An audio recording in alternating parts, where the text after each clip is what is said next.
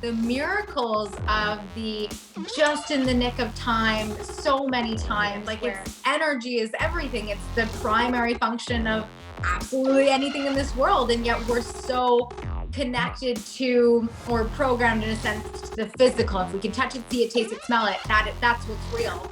And I realized that intuition was the key to all of it. It was your ability to connect with infinite possibilities, to the quantum field, to healing your life, to overcoming your trauma and your hurt and your pain and your suffering.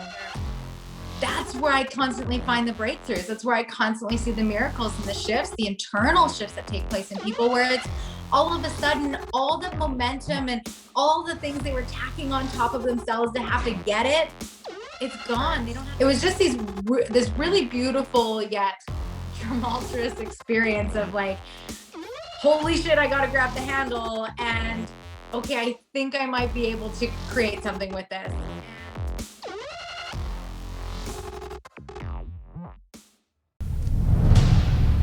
The power you seek lies within you, as we are each infinite beings living a human experience.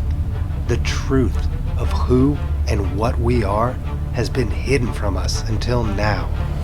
Awaken, my friends, to this new reality that we are in fact creating everything through the power and the gift of our wonderful imagination. Join me as I unlock the secrets of our past and reveal the truth that has been clouded in this veil we call life. What reality will you choose to create today? The choice is yours. Welcome, my friends, to My Reality Practice. Hello and welcome, everybody. Thanks for joining us today on the Reality Practice podcast. I'm your host, Joey Kramer, and today's guest is Rylee June. Rylee is an international intuition master coach and a spiritual activator, supporting thousands across the world in connecting to themselves and helping others heal their lives. She's a podcast host, self-published author, and a pioneer in her industry. Rylee is here to take a stand in the spiritual industry and create ethical practices for those seeking energy support. So without further delay, let's welcome my friend Rylee June to the Reality Practice podcast. How are you doing today, Rylee? I'm so well, Joey. Thank you so much for having me on. I'm really excited to dig into what is all going to transpire in today's conversation. I couldn't agree more. I am super excited about this. I wanted to have you on the show.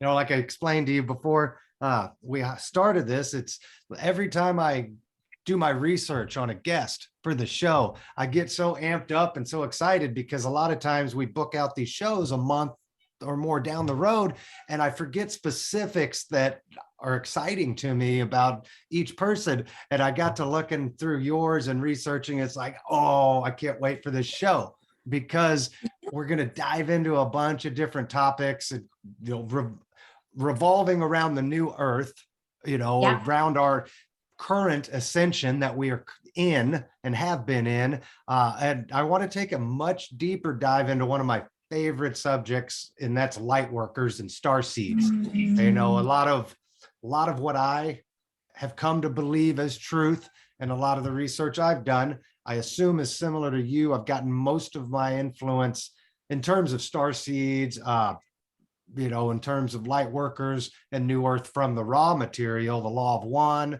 A lot comes from the Urantia book. But I'd love to kind of hear your views, where you're coming from, kind of where your teachings predominantly have come from on this. And then I just want to dive into it, you know, really. I don't know if I've done a show specifically like this with the network, with the group yet, but I'm looking to have some fun here. So yeah, this is going to be good. I'm excited. All right. So let's just start from the very beginning. You know, very few, if any of us actually arrive here knowing what we know now. You know, there's some kind of awakening, something happens. I know for me, I can go back probably as far as about around 2008. Things started to click. And then about 2012, faster and faster. And by 2016, I was pretty much on the level, but didn't know it at that point. And it wasn't until about 2018, 2019 when the light bulb clicked on. It's like, I remember who I am now. And I don't remember what I'm supposed to do, but I'll keep searching because it's going to be revealed to me, so on and so forth. So where did yours start? How did this process begin for you to bring you to where you're at now? Oh, I love this. And I love when you explain that because it's a similar thing for everyone. It's like there's these certain milestone markers in people's lives where it's like, oh, there's this deeper curiosity that continues to brew and you continue to chase and follow and find until it's like one day, all of a sudden it all just clicks. And so to answer your question, for me, my awakening journey really started in 2015. And I didn't even realize that I was going through an awakening. I never even knew the word. I knew about psychics and mediums. That was about as far as my extent in spirituality. And I had lost my aunt and my family, and she was the glue to everyone's lives. And shortly after that time, my husband was diagnosed with congenital heart failure. And it was supposed to be, one surgery. We're going to get him in it. He's not in a good position. We'll get it in. It's swift. It's done. It's cleared. And it ended up being delayed 6 months, which caused a lot more complications. We found out we were pregnant with our son at the time. He ended up going on to have 3 more open heart surgeries. Our son had one at 4 months old. And it was just this 2.5 years of these constant traumatic catalytic events that we just truly had no control over. In some cases, okay, maybe some of it was neglect by the system, but in other cases, it was just like God had a bigger plan. And I never really knew what that even meant for myself. I was raised Catholic, I guess, if I can really put some kind of title over how I was raised, but my parents didn't really practice faith. And through that experience, I really found this sense of deep surrender because I couldn't control things. I was totally out of my hands. And the miracles of the just in the nick of time, so many times where my husband had this miraculous overnight healing and my son got in literally a couple weeks before he wasn't going to make it any longer. And it was just this really beautiful yet tumultuous experience of like, holy shit, I got to grab the handle. And okay, I think I might be able to create something with this. And on the other side of that, I started to dig into podcasts because I realized in that moment that if I was going to continue with sitting in everything that happened, my life wasn't going to be what I wanted it to be. I wasn't going to be the wife I could be or the mom that I could be or the person that I could be. Even though I didn't know what I could be or who I could be, I just knew that I needed something to understand why I went through it. And so digging into podcasts led me into ending up in a certified psychic mediumship course. And I thought, okay, well, this is great because, maybe this is my opportunity to heal that experience with my aunt, all the grief that transpired. And I never in a million years thought I would ever have that title of psychic medium over my head. I mean, I knew if one person could do something, then anyone could. It just took time, attention, and intention. But it was in, I think, 4 or 5 lessons out of 18 in where I was hooked, line and sinker. I was like, intuition, what is this? Tell me more. I've never flown through a course attentively like I did in that. And I just couldn't believe how effortless it was to connect to energy and that people didn't know about this. And it wasn't that it was just easy for me. It was just easy, period. Like energy is everything. It's the primary function of absolutely anything in this world. And yet we're so connected to or programmed in a sense to the physical. If we can touch it, see it, taste it, smell it, that's what's real. But that's not. It's the last stage of everything. And so I just started showing up on Facebook Lives and telling people about this great news. And you guys, you can change your life overnight. You just got to learn about your intuition. And having done, thousands of readings over the first 2 years, because it just ended up taking off, I started to realize that the common theme in everyone's experience that was coming to me was that they weren't confident in themselves and they didn't know how to get there. And I realized that intuition was the key to all of it. It was your ability to connect with infinite possibilities, to the quantum field, to healing your life, to overcoming your trauma and your hurt and your pain and your suffering. and reshaping your world. And so I just started teaching. And then, now 4.5 years later, that's what I do. I teach people all over the world how to access their intuition, and found such a need in the spiritual realm for really leading with ethics and integrity, because on the opposing side of it, there's the darkness, and you can get swayed into all the things of deception. And I've unfortunately seen some people end up in some really dire experiences because of that. And, if I can just help one person not experience that, then I'm like, okay, I'm doing my job. And if they have some incredible, vast results as a product of that, then even better. That's, more than I could ever ask for. I love it. I love it. And everything you stand for there, just you're radiating. You literally, as you're telling it, it's like the energy is just exploding off of you. You talked about a couple important things there. I like to say there are no coincidences, and you were saying how you were getting pushed basically to the precipice. It's like when we start to realize that all the perceived crap that we're experiencing, why is this happening to me? What purpose does it serve? We have all these questions. We blame, we point fingers, we get angry when we don't realize that these are just presenting themselves as lessons we have to learn, and we have to be able to see past those, past the illusion, past the veil. Like, what is it that I'm trying to learn?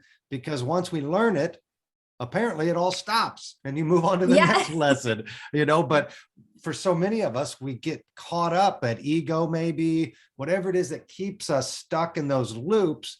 And it sounded like the universe was literally knocking you upside the head, saying, wake up, wake up, wake up.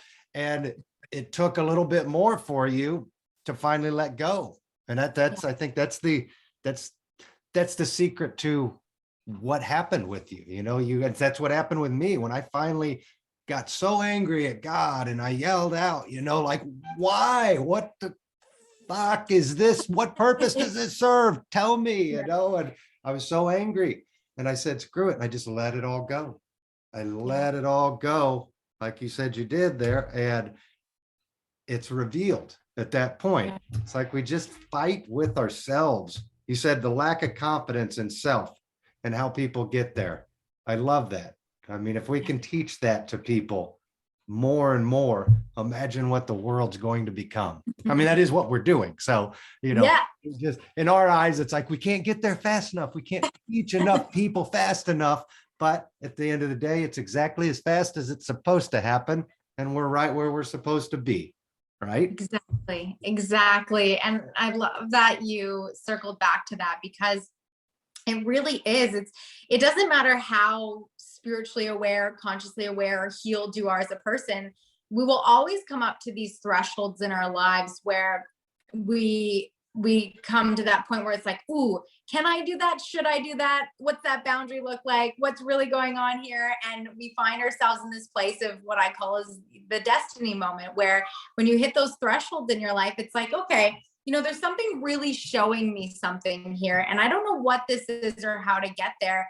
But in every experience that I have ever been through, and any experience I've ever guided a client through, when they have come to that point of their threshold and they just chose instead to surrender to God and stop trying to figure it out or dig under the surface, or, go into the 3-day ceremonies with all the medicines and whatever, and they just allowed themselves to truly surrender, to just let it go. You know what? I don't know where this is going, but I'm giving this up to you, big guy. Like, you take it from here.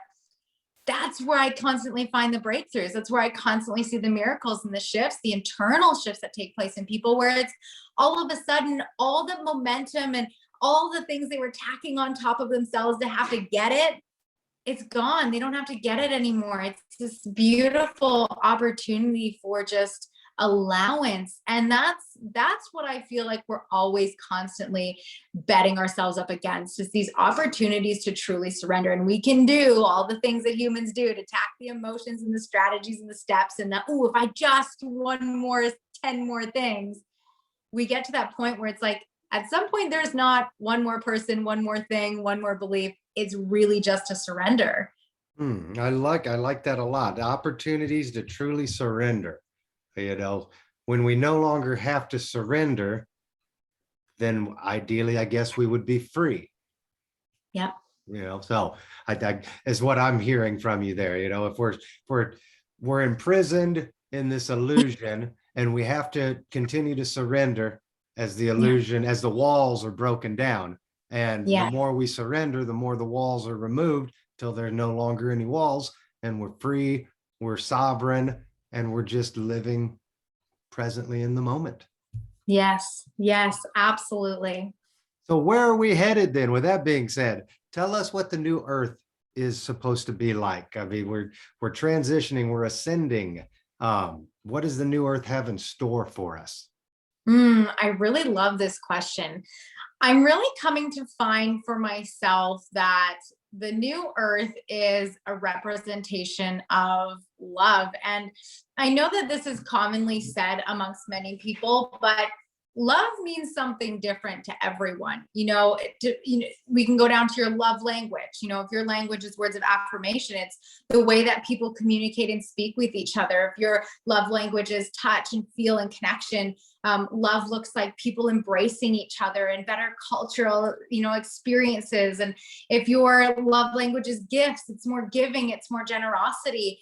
And I'm finding that no matter what your representation of love is, that the new earth is really this, in a sense, utopia of people finding radical self-acceptance for what they need and what they can provide, who they're meant to be, and living out their love language and creating that force within the world.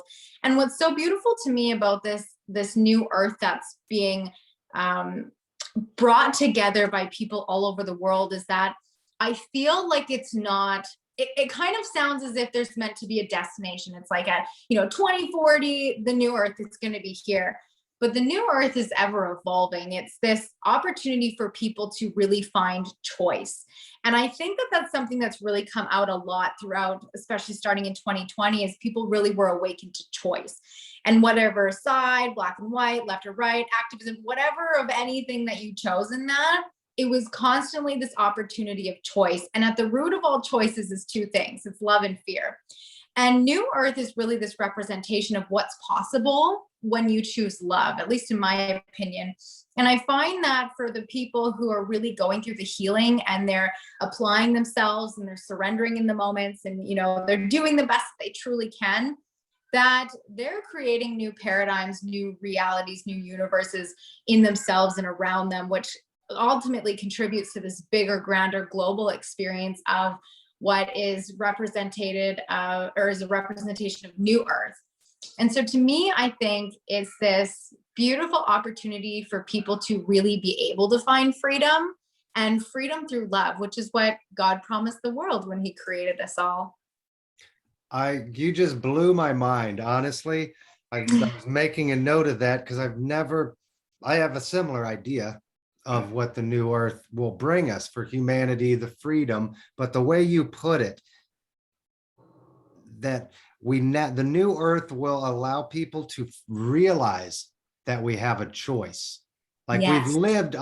we've been given this opportunity of free will all along, but that opportunity was stolen from us through manipulation long time ago. And meanwhile, all these years we've been creating reality out of fear, in necessity, instead of out of love. And I think once this transition happens, everybody, I agree, is going to realize that we, one, have a choice, and two, that with that choice, we can, the love is such a better option, and that it leads to so much more beauty, so much more enjoyment than I think we're going to find out that the choice of fear never had to exist in the first place. And when we remove that from the world, everybody now has the ability to do them. You said radical self-acceptance, living out their love language. My idea of the new earth is when everything is righted over the coming next couple years and so on, we're going to be set free to live our life as we choose to do it. No longer enslaved by debt, enslaved by fear, enslaved by politicians, whatever you want to call it. We'll be sovereign, we'll be free. If you want to just lay on the beach and write books all day, go do that. If you want to be part of the new energy revolution, you want to be part of intergalactic travel with the technologies that are going to be out there, there's going to be parts for everybody to play in this new earth. But it's really what drives you, what's passionate about, what are you passionate about? Where do you want your life to go? And you go do it and you enjoy it. You get to experience life. And in the meantime, we get to grow spiritually and learn about our connection to each other and the creator and everything in between. I mean, it's going to be a magical place. It is. And I think what's so beautiful about it is that it's already here. And it's already accessible by the people who are choosing love. And I think that there's a really beautiful element to fear because it keeps us humble in this human experience. It's a part of the grand plan, if you will, to help us to really be able to actually live as humans. Because something that I tend to find or see within people, and I've even witnessed and noticed within myself, is that when you really start to get into the journey of accessing higher levels of consciousness, it's like, ooh, how higher can I go? How much more expanded can I become? Right. There's always a next level, even though we think like I can't possibly go any higher, like I mind blown. Then it's like, nope, give it a month or two. A new level will reveal itself. Like, what? Yeah, exactly. And you desire because of curiosity. It's like, oh wow, I access this and I experience this and I'm transcending this and I'm, basking in this. And then it's like, there comes a point where I think that the fear really plays a beautiful role because it allows us to still remember that in this life that you've chosen, you're human and you get to live in the duality of all of it, right? The dark and light is 50-50. And I think that that's really beautiful for anyone listening to understand because we fear the dark, we fear the shadows, we fear the pain, the suffering. But you can't have gratitude without pain because you don't have anything to compare it to. And what's so beautiful, I believe, about this new earth and people being able to access it even now is that it's about learning to walk with your pain, to walk with your suffering, and to love and accept it for what it was or what it taught you or who created or did whatever that was for you. And that it's really about this, again, coming back to this radical acceptance that everything is happening for you. And when you get that, like when you really get that, because it's something you can say, but it's different when you get it. When you get everything's happening for you, that's where you really transcend that paradigm of having to walk on eggshells, whether that's your health or your relationships or your money or your career or yourself, whatever area of your life or all of them that you're really finding yourself in this battle with. It's this ability to say, oh, another one of those levels of surrender. Something's happening for me here. What is this? Okay, big guy, take it over. What's coming? See behind the darkness, the perception of the fear, see behind it and see what's actually there. I like you made me think of something and tell me if you agree. Like one of the best parts as far as we learn and evolve and grow is it's the going back to previous concepts, like the fundamental principles, and all of a sudden seeing it in a whole new light. And then, like 6 months later or 3 months later, you revisit that same principle and you can now see it from a whole nother point of view. And it's like, that's why it's never ending, because it's like, there's so many different aspects to each kind of principle and fundamental of what this is, this whole experiment. And it's like, it never gets old because it's when you, I guess, when you get to a certain level on a topic, then they open the door, they give you the key to the next avenue of that topic. If we're talking about love, it's not just about love. It's like there's 35 aspects of love or whatever, just throwing out a number. There's like 35 different ways to view it, but we can only see one at a time. And then the next, over time, it comes to you and it's like, oh, I see it from that side now. And I think that's the most astonishing would be the word Yeah. I use on it, because it surprises me every single time. It's like, oh, I completely understand duality. And Yeah. then I'll get my 15th lesson on duality, like, oh, that makes even more sense now. So I don't know if you agree with me on that, or if you notice the same, levels within levels, I guess it is. Yeah, I absolutely agree with it. And I think that the movie Interception, is that what it is? The dream within a dream within a dream is a really great. Inception. Yeah, Yes. Inception. There we go. Yeah. Yeah. I always want to combine Interstellar and Inception, which really both of them are like the same Both thing. amazing. Yes, exactly. But it's such a fascinating representation of it, because every time you think you figured it out, there's always going to be more. And I think that that's where a lot of people can get very tripped up on the healing journey, where it's like, oh, I have this really toxic relationship from my past and I need to heal it. And once I heal it, I'm going to be better. But it's like, you're going to heal it, and then that relationship is going to bloom into a seed that is something so much more bigger or profound than you ever could have imagined it to be. It's going to guide you into maybe past lives or a deeper connection, or you'll find someone that person you thought was toxic once before you grew up with them, and they saw them in a different light, and you get an exchange in this conversation of positivity, whereas before you'd have been totally turned off. And oh, maybe that person, because you had this positive conversation, ends up being that person you needed to connect you with this next thing that you were going to do. And wow, how incredible. And it's this cyclical experience of synchronicities, where it's either going to be from this place of fear, which is going to be constantly limiting and shutting the door, or it's going to be from a place of love and just constantly expanding. And nothing is ever what it seems, I guess, is the best way to say it. And in the best way, because it means that no matter what you're faced with, good or bad, there's always this opportunity for more. And what you were saying with coming back to the basics and always having this ability for a new level of awareness, I just want to laugh, because I was having this conversation the last couple of days with a few different people, and they're like, every time I revisit the chakras, I don't know how many times I've taken a course or studied these or looked at charts, it's always different to me. Once I really sit down, learn it, integrate it, then there's something new. Like, how much more can we learn about the root chakra? And I'm like, so much more. Same with breathing. One of the most powerful neutralizing fundamental techniques and tools that you can ever learn to really connect with.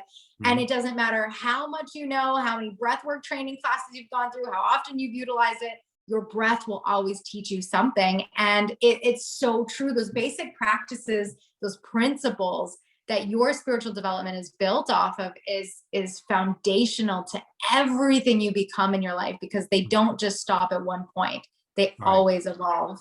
I love that idea, because that's kind of the concept of the new earth as we're moving into it, and everybody will get to pursue what they want to pursue.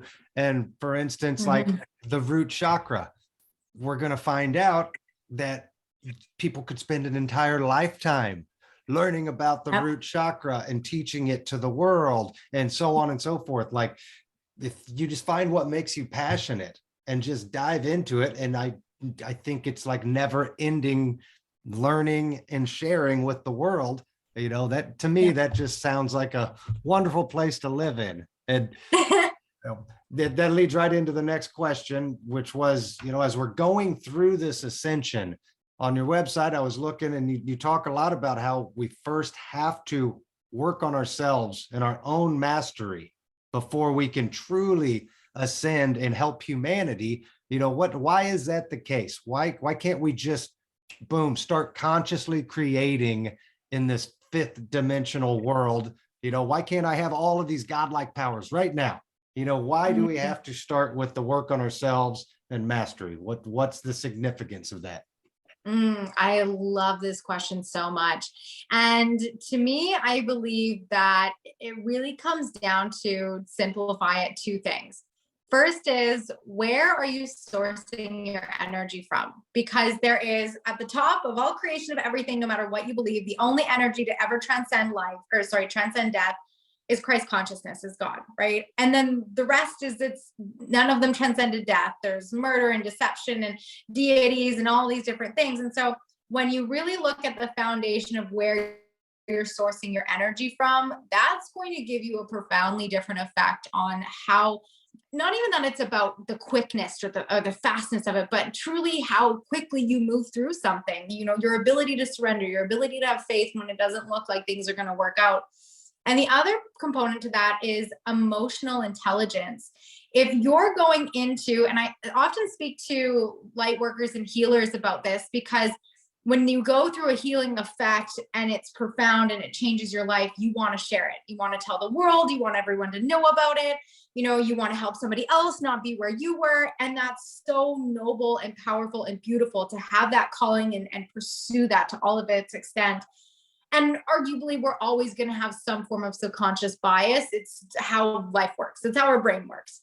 But if you're not able to control your emotions and throughout supporting somebody else, you can become very wrapped up in somebody else's emotions and stories very easily. You can be swayed by the story they're telling or the experience that they're in, and you're not necessarily going to help them. And that's where I feel like there's that level of ethics that really gets to come more to the forefront of this industry, because there is this idea that when you have a calling, you go for it to all extent and you don't look back. And I'm a huge advocate for that, because that's what I did, right? That's how we get to where we want to go, and we learn along the way every time. But when it comes to holding space for people, you know, there's a reason why therapists and counselors and all these people need to be licensed by a board, is because there is truly an ethical component for holding space for people. And I realized that very early on, offering mediumship readings, that I'm holding space for people's grief, and not everybody's coming in with just like an open heart. Oh, you know, I miss my dad and those messages are so beautiful. And, you know, they have their tears. Not everybody's like that. A lot of people, especially when you open the wound of grief, no matter how much time has passed, has pain, has sorrow, has deep depression that you're now accessing and unlocking for them. And if you don't have that emotional component for yourself in being able to hold space for people, or haven't necessarily gone through any kind of additional training to understand what that looks like, you know, you could cause issues for somebody else unknowingly, or you know, that's not your intention to do it, but that's actually what you are doing. And I find that as we move through this experience of really going through our own ascensions, that if we don't master our own emotions, we're always going to be attached to the stories of what comes up. I'm attached to what this person said. I'm attached to my current bank account balance. I'm attached to this career. And emotional intelligence allows you to be able to detach. It allows you to be able to see from a higher perspective. It's really where self-awareness is rooted in, is your ability to navigate, neutralize, and move through different emotions without being consumed by them. So I believe that answers your question. Yeah, no, I love that. And that was a big epiphany in what you just said, the way you said it. You know, when we're not in control of our emotions, we are then allowing ourselves to be wrapped up in someone else's or something else's energy and their own story. So it's like, if we can't control our own energy, let's take emotions out of it. If I can't control my energy, then it's easier to give that energy and that power over to somebody or something else, versus when I got my energy on lockdown, I am the sovereign. Nothing is coming in unless I allow it to come in. That's when I think we have our true power, right? You know, we're able to give freely, but also we're able to say, no, this is my power. I am a sovereign. I am in control. I will give and take reciprocally, as opposed to just feeding that hamster wheel, that energy that's just trying to suck it from you, right? So I guess it's just a test, really, you know, a test of, are we willing to just continue throwing away our free energy? You know, it's like the most important thing in the universe. And until we realize how precious it is, we're just like, oh, take it. And all of a sudden it's like, holy shit, no, protect that energy. That's like gold, you know, or diamonds. So, well, let's switch gears a little bit and dive into one of my favorite topics, light workers and starseeds. you've got a couple programs, you've got an actual program on your website about training light workers. So first of all, let's share with the audience, who is a light worker? What are Starseeds? Where did this concept come from? And how do you know if you're watching this and have made it this far into this show, I'm pretty certain you are a light worker or starseed. Yeah. So otherwise this stuff doesn't probably interest you as much at this point in time, but can you divulge if somebody doesn't know what we're talking about? Give us the rundown on this. Yeah. Oh, this is going to be so good. I already feel it. So for me, what I believe a light worker is someone who works from and with the light. So you have your shamanic healers who work very much from the darkness. They work with the earth. They work with transmuting, creating, healing, uncovering, and discerning from a space of darkness, because they go into the depths of the trauma. And then when you have your light workers, I feel like more often than not, this is typically your people who work from Christ consciousness. So they really work with forgiveness, moving forward, the energy of love. And not that shamanic healers don't work with forgiveness or love, but it's from it's rooted in a different space energetically. And so for my light workers, I feel like this is a term that gets used very loosely often, and maybe not necessarily is explained very well, but from my belief and perspective, I believe someone who works with the light is someone who is helping people to move forward, understanding that they don't have to be in the dark. And so they work, again, like I said, a lot with Christ consciousness and God, and those pure energy sources of knowing that no matter what darkness may exist in your life, there is always truly light to be seen and to be shown. And I tend to find that these people are either the most sensitive, so they're very highly empathic people, or they have this hyper awareness about them that is just so profound. Typically a somatic healer, so someone who is, a somatic learner. So someone who's a somatic learner, they have to know all the angles of everything. They have to be able to touch it, see it, taste it, feel it, uncover it, understand it before they can move forward with it. And what's so fascinating about this is I have a client currently who's a somatic learner, and she has really shown me so much about what coming from a place of light truly looks like, having helped her to move through darkness, using and working with God and Christ consciousness to heal her past. And so there was something else that I was going to say in the space. It was, come back to me, circle back. It was darkness, right, becoming light. Okay, got it. I'm like, usually if I give it a minute, it'll pop back in. A light worker, I believe, is truly someone who just really sees a lot of hope in everything that they're experiencing. Whereas I know I keep using shamanic healing, and I don't mean to knock it or do anything like that. We all have our own modalities and they all have their purpose. Right. But with shamanic healing, it's very much from this place of like, in your pain, then you'll find light. Whereas like with light workers, it's very much in hope. You will always find more hope. Does that make sense?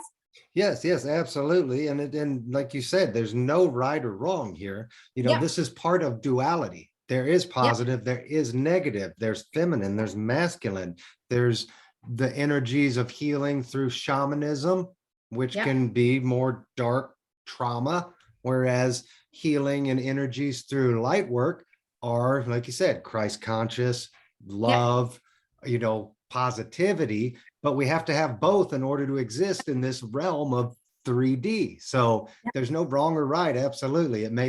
You explained it very well, which means I'd love to say, I'll have to talk with Ricky, the shamanic warrior, and get you guys on we'll do a 3-way short segment one of these days where you can talk about light workers, positive versus shamanic, traumatic, darkness kind of healing, and we'll let you two go at it. How's that sound? Because there's no right or wrong. I'd love to hear both points of views and how you guys kind of interact and play off of each other, because I guarantee at the end of the day, they're both coming from the same place with the same purpose.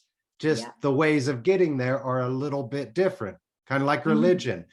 it's all pointing to the same universal truths, just this one's a little bit different than that one, but they all do the same purpose. So, all right. So yes, I think you dove into that pretty well.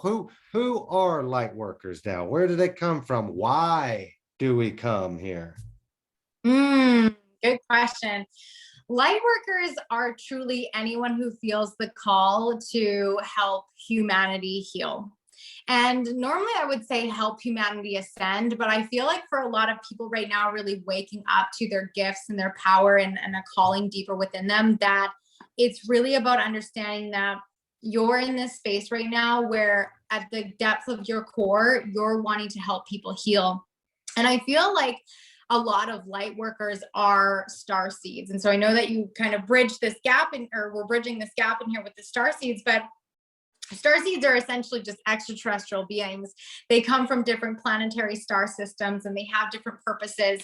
You know, we have our Arcturians who are very technological, and we have our Lumerians who are very heart-centered, and we have our oh man, there's just so many of them. We have our Andromedans, our Lyrians, right? So our Lyrans. So we have all these different extraterrestrial aspects to us. And when you start to dig into your past lives and you really start to uncover and heal a lot of the karmic cycles or the past lives that are relevant to this life that you're in right now, when you really start to move past that and you realize, I feel like it's more an acceptance that you come to. You kind of go through enough sessions where you're like, oh, okay, I can see where this took place with this and how this works with this. And, you know, you find a balance within that. And then you really get into the galactic and the cosmic past lives. And that's where you really start to see something totally different within your perception, your reality shift. At least for me and my clients that I guide them through this type of work, is that once we, you know, get through that emotional mastery part of it, and we start to get into the cosmic and the galactic, that's where they really start to understand who they are. And I feel like more than anything, we all have different aspects of different star systems. Like there's 2 or 3 that really resonate with me. And it's none of them are meant to say, meant to be a definition of who you are in this life, because you're totally different. But it's meant to give you context and aspects of where you came from, what you're capable of, you know, what lives you were part of and what you did in those lives. And what's so fascinating to me is that when we really start to access our super conscious, which is where we really get into that type of connection within ourselves, that you don't have this, what's the word I'm looking for? You don't have this ability to hold yourself back anymore. Because once you understand that you did powerful things before and you are here to do powerful things again, and you have these networks and these communities and these connections where, you know, whether it's people are resonating or you're swapping stories, or, you know, you find your soul tribe or whatever that looks like, that it just brings out a whole new meaning to what life really is. And I think that it's so fascinating because everyone comes to that point in their evolution of their spiritual journey where they're like, what's a starseed? They start with an empath. I feel like that's what gets everyone. Right. It's like, ooh, I had trauma. Okay, well, let's see what this looks like. Oh, I'm an empath. And then it's like, what's a starseed? And that's where at some point in time, everybody stumbles across Dolores Cannon on YouTube. It comes up in the feed and it's like, who is this old lady? I think I need to listen to her for a few minutes. And the next thing, or like 10 hours and hours, like, this is the most fascinating thing I've ever heard in my life. And I think that's where most people start, is either Dolores Cannon or Esther Hicks. And it kind of starts you down that path. And then the next thing you know, you're deep into the Law of One and your Rancha. And it's like, I need universal truth. Tell me it all, you know? I love it. Are you familiar with Alexander Quinn? He's got a real popular channel on YouTube. I've got an interview coming out with him tomorrow, I think on the 9th. And he does a lot of channeling. Arcturian, has a lot of people on his show that actually are channeling and speak language, you know, whatever language they're speaking and everything. And he definitely said that I've got Arcturian in me, or that I come from Arcturian background. So I find that stuff just so fascinating. And what you said, I kind of, once you start to master the self, then it's like, what more is there when we start to realize that we're all connected, everything's energy. We're no longer confined to planet Earth or this lifetime. We're living on an infinite timeline in this infinite universe of universes. And it's like, okay, we can start to dream a little more and start to really imagine what is possible, I guess. And that's where I think the whole idea of all of these past lives, these incarnations from different galactic star systems, it really starts to pull us. You know, for me, I was drawn at first to Palladians, very hard pull towards Palladians. And over the last year, it's definitely made more of a shift, more of an alignment towards the Arcturian messages. Palladians are still like so true to the heart, right? But there's something that seems like it just resonates more with the Arcturians, and everybody has a little bit different, you know, we're going to resonate to different frequencies. I mean, each location in the universe, each star and solar system has its own vibration, its own resonance. So it would only make sense in the galactic blueprint of it all that we each have our own home. For some, there might be a lot of people who Earth is their home, right? Yep. But for the vast majority of us, I think we are all homeward bound to other places. You know, we're all connected in certain ways. So what is it? Why did all of these star seeds, all of these workers of light, why did we come here now? What the hell is so important about the last 50 to 100 years? Why did we converge on Earth now? Oh, I love this.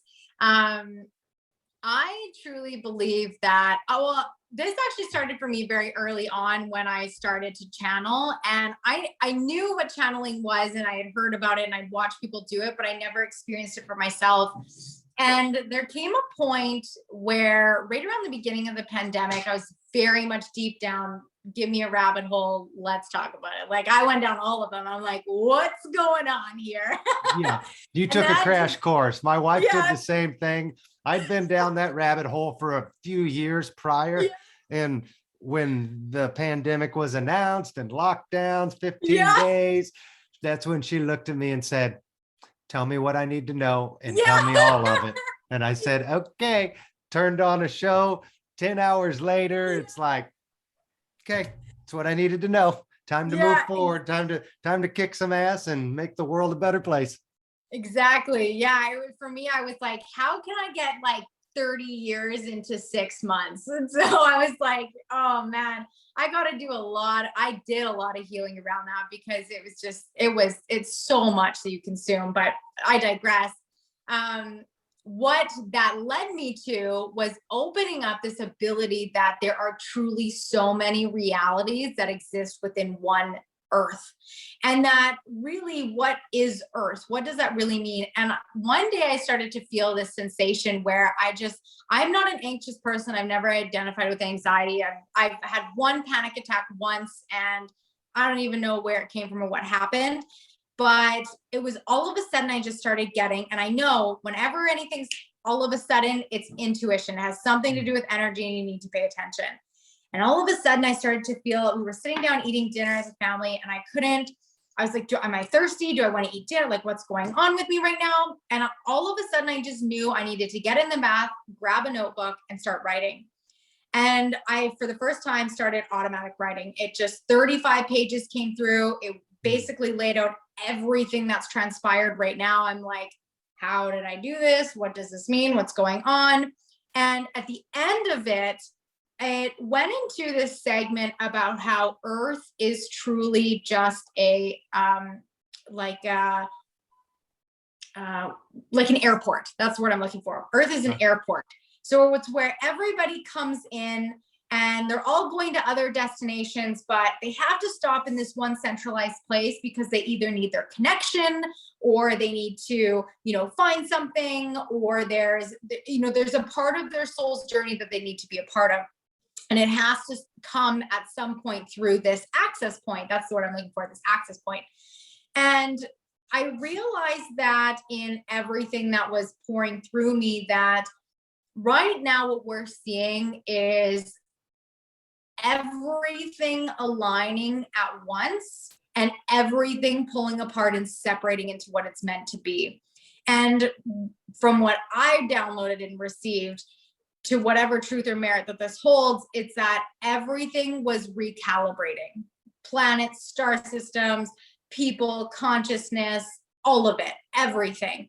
And that time was the biggest factor in all of it. People started messing with time.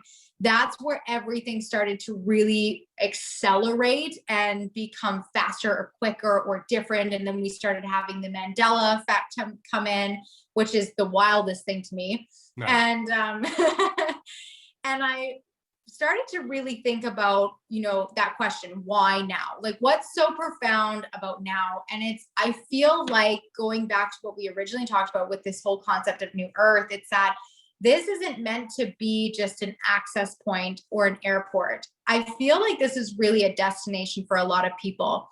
Earth is that opportunity for people to, finalize their lives, where it's like your last life you live, I truly believe, is the one that you live on Earth. And, you can go into biblical references or whatever, but I feel like it's that opportunity for you to really gain that last experience of healing karmic cycles and patterns that sets you free for eternity. And Earth, I don't believe, was like that. I feel like especially in the 60s, we really started to get into this place of disillusion when they started to bring in like MK Ultra and all the manipulation stuff and so on and so forth, and started to sway and deceive people in a much more profound way. They really were able to start rolling out this psychological warfare. And now it's come to the point where that was only meant to take place to help us to get to this point of being able to awaken. And now that we can awaken, there's mirrors and triggers everywhere. You're literally just blatantly avoiding it at this point if you can't see any of anything going on, whether it's personally, externally, whatever. That at this point, it's that destiny moment. It's where we rewrite the story, where all the galaxies, all the people, all the everyone involved, good, bad, ugly, better, beautiful, whatever, are defining what the future is actually going to look like, because I feel like it's unwritten. And so for me, that was a really interesting concept. And I really just have sat with that for almost a year, because it's constantly played out to be true, where, there are so many predictabilities, sure, but then there's also the things where like, oh, what would it look like if tomorrow everybody woke up and just decided to accept who they were, whether they knew what that meant or not, but they're like, oh, I'm broke, I'm in a toxic marriage, I'm in a great marriage, I'm rich, and they just accept it and they just love.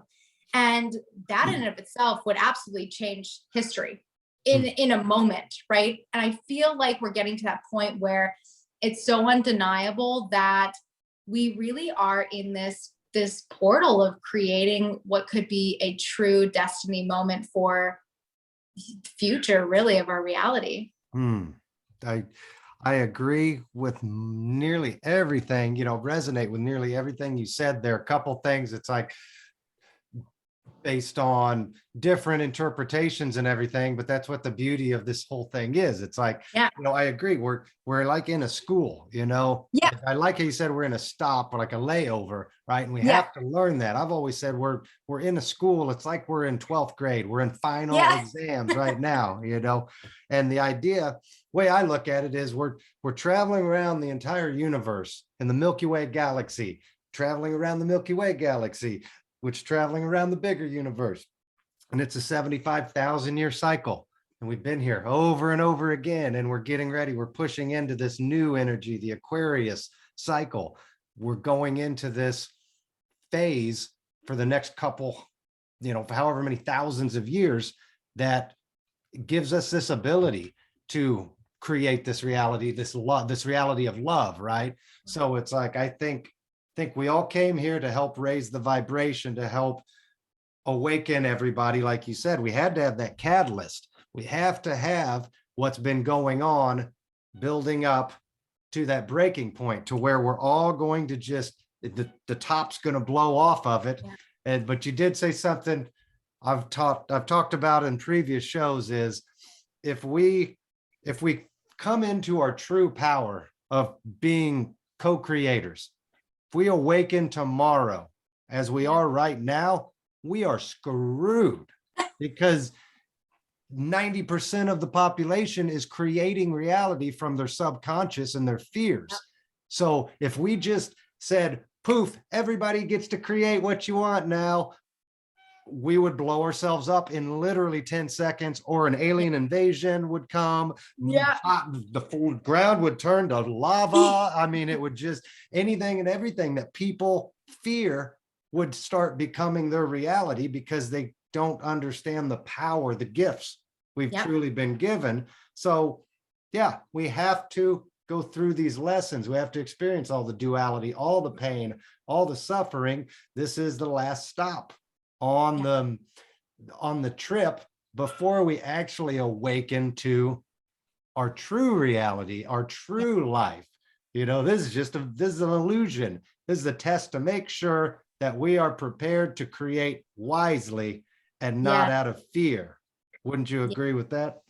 Absolutely. And I love that you painted that picture, because it even circles back to that importance of emotional mastery and just really having that ability to understand what the responsibility of that power is within you. I know that with my level of connection, I can get given a name of anybody in the world, and within 5 minutes I can figure out who that person is in and out.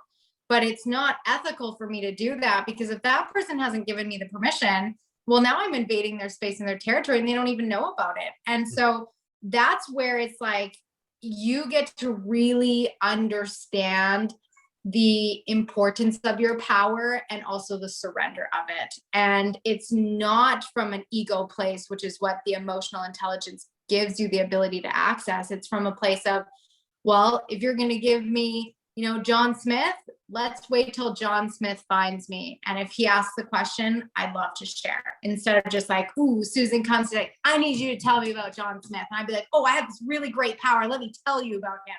And Susan goes off and she runs off to John and she tells him all the things. And John's freaked out and scared and worried. And who knows what good or bad can come from that. But it's like, none of that was my responsibility to be a part of, right? So it's like, when you come from the heart and you have that ability to really pull out of whatever Susan needs to know about John, it's like, God doesn't need me to be a part of this right now. And we're going to let that be whatever it needs to be. And if he comes, great. We'll chat. If not, then that's what it gets to be. I think you hit on a key point there, and I think it's a point that serves where religion actually serves a purpose. And that's in the biblical text, in the religious text, all of them, they have their own beliefs, their own teachings, but at the end of the day, they're teaching moral lessons. Yes. They're teaching us one about our abilities, our true abilities of who and what we are. If you can understand how the code is written, it tells us who and what we are, what we're capable of. And at the other end of the spectrum, it's teaching us valuable lessons that we can apply as far as how we use our powers morally. We can use them completely inappropriately, self-serving, egotistical, greed, manipulation. And here's the ramifications of what happens when you do that versus using them for the good, for the love, for the Christ consciousness and the light to shine through. So, that's other than that, religion totally worthless in today's day and age. It has served nothing but they've served it to their own means. But when we can see the truth behind it, I think you're spot on there. Moral responsibility to consciously create from love. And we can't learn that lesson without experiencing the pain, the bullshit, the trauma, and all of the fun that we came here to learn about. Yes. Oh, that was good. That was good. Nice. Well, let's get into a couple more things before we wrap up here. And it kind of goes right into one of your programs that I saw on your website, protecting your child's energy. So right off the bat. You said on the description and everything, it said that we have these special children coming in now. Are these the indigos, the rainbows? What do you mean when you say we have these? I know for me what you mean, but what do you mean to the audience? Like we have these special children coming in, that the sacred children. We need to protect their energy. We need to heal their energy. Why are they so important? What is it they're bringing into the earth? Great question. So I truly believe that all children have this beautiful, unique capability.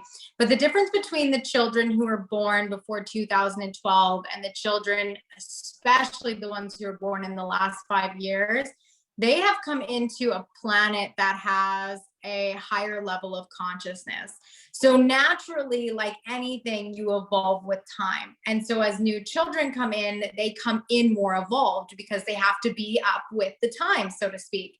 All babies start with basically being a potato and, needing the mom to help them or the dad to help them, right? Mm-hmm. But you see it so much now in just how much faster kids are crawling or speaking or, doing these miraculous things. We have 8-year-olds who invented vending machines of medical products that, you don't even need money. You just need to find tokens, or anything. The whole purpose is that it's free and accessible.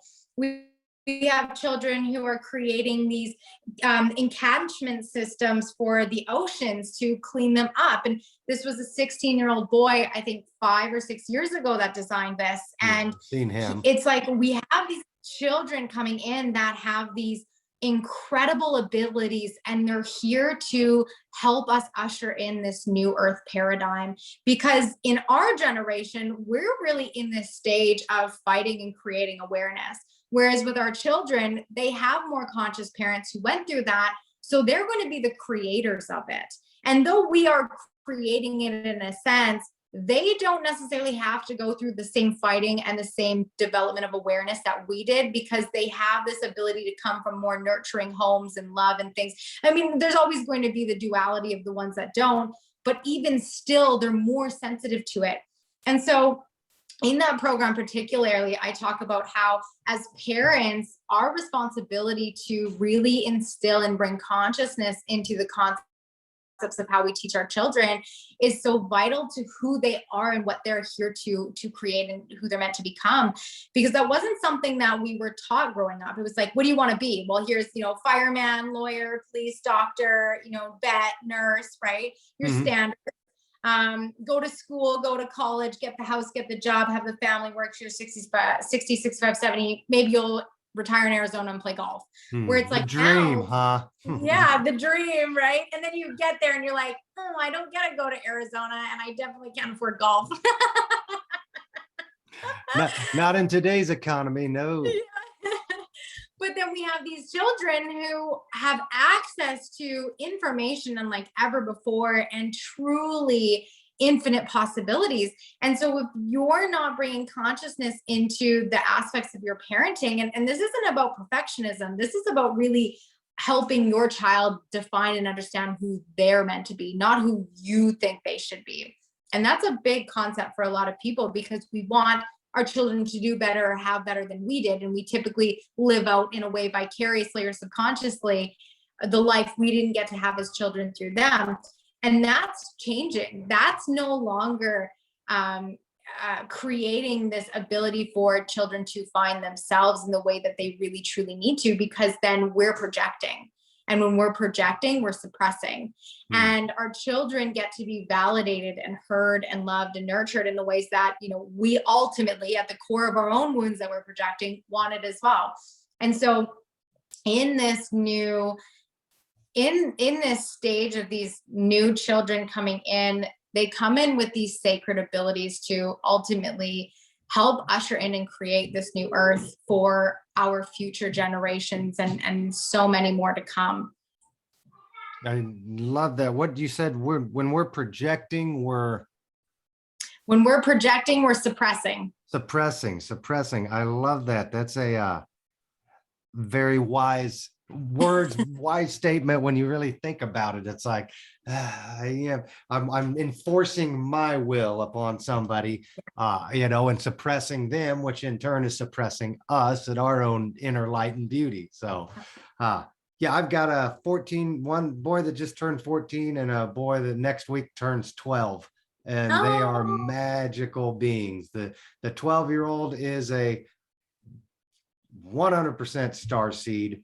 Just I can lay down and put him to bed and we can have 30-minute deep philosophical conversations that he understands and gets. It's really cool. And the oldest one, he's very logical and smart in all the accelerated programs. So like he's gifted in the sciences and mathematics, and the other one's just straight like in the heart, and he's musical and creative. So I've yes. we've been blessed to be able to foster them over the last 5-6 years, really, with these principles, these understandings.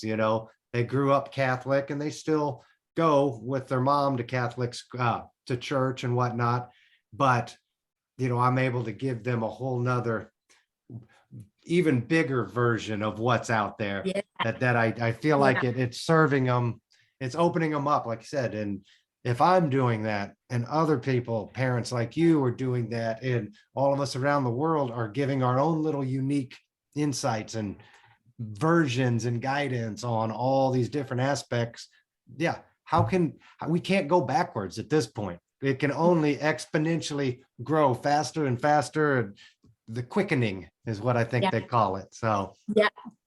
all right. Well, Rylee, why don't you tell everybody where they can contact you, how they can find you, how they can work with you before we get to the last question here?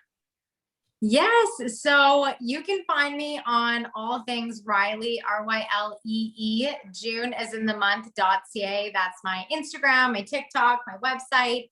And just come say hi. I always love having conversations, getting to know who's listening to these episodes and shows. And, if you're interested in all the things energy and spirituality and really connecting into that inner passion and creativity and momentum within you, then I'd love to see what I can do to support you. I have a couple different programs that are open, some $20 courses, and then I have some bigger end programs as well, if that's something that's interesting at this time to really go deeper. But yeah, ultimately just come say hi and, let's have a conversation. I love to get to know people.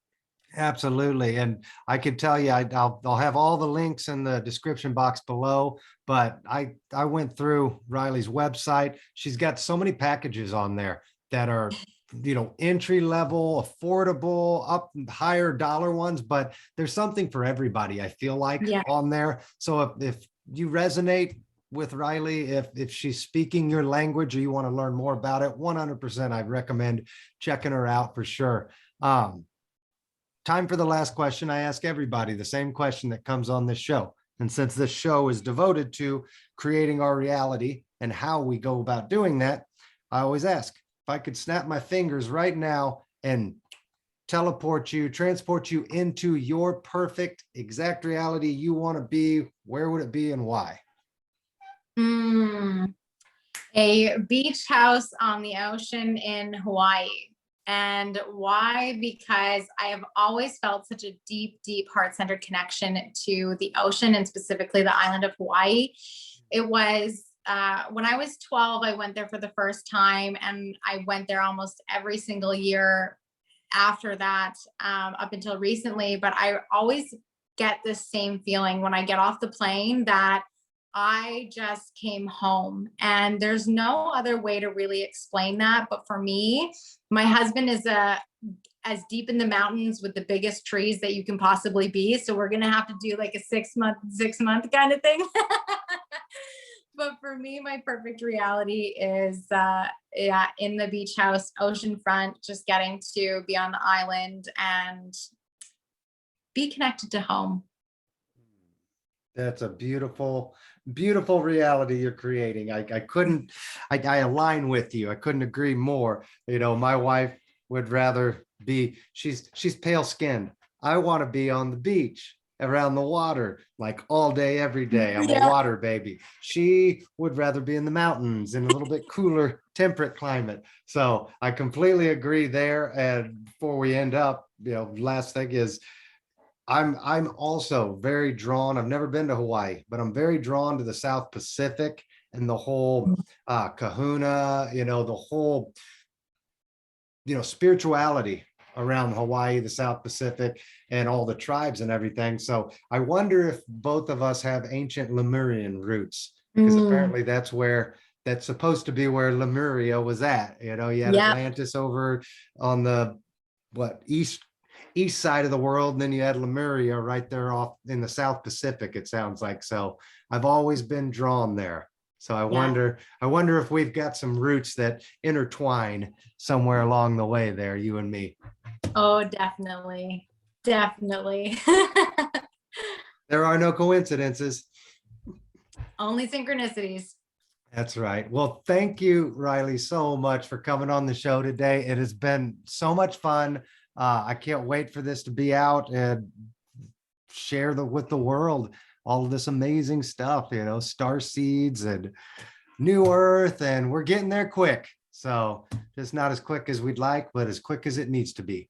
Exactly. Well, thank you so much, Joey, for having me on. It was truly such a pleasure. You got it. I also want to thank everybody else who took the time to watch today. Thank you so much. If you liked the video, give it a thumbs up. Be sure to subscribe to the channel so you don't miss any more amazing interviews and videos that are coming out weekly. And last but not least, I want everybody to stay blessed and to always remember to ask yourself, what reality are you choosing to create today? Bye now.